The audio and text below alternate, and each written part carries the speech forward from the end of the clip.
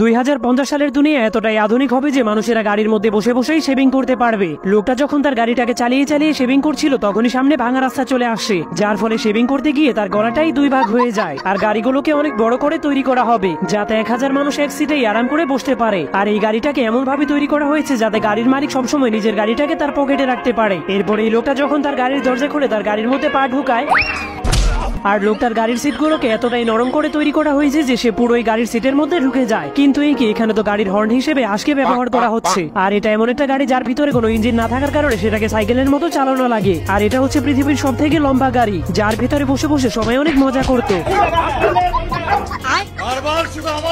কিন্তু গাড়িগুলো এতটাই দুর্বল ছিল যে হালকাভাবে ব্রেক করলেই অ্যাক্সিডেন্ট হয়ে যেত।